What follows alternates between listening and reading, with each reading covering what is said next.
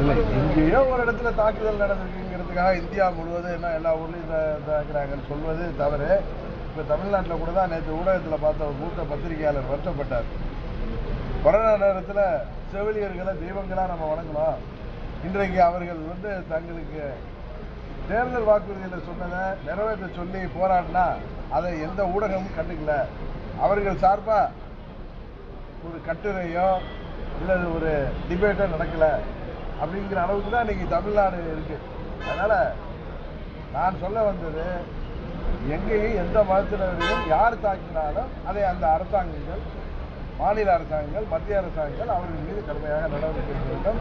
இது போன்ற காட்டுமிராண்டித்தனமான தாக்குதல்கள் நடக்க விடாமல் பார்த்துக் கொள்ள வேண்டியது அரசாங்கத்தின் கடமை.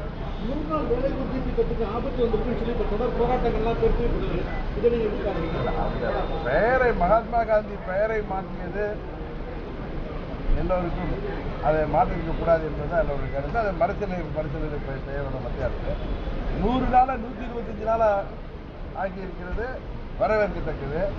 அதே நேரத்தில் கடுமையான நிதி நெருக்கடியில் மாநில அரசுலாம் தள்ளாடுறப்ப 40% அதில் பங்களிப்பு தமிழ்நாடு அரசாங்கமோ நம்ம மாநில அரசாங்கம் ஏற்றுக்கொள்ள வேண்டும் என்று சொல்வதையும் அவர்கள் மாற்ற வேண்டும்.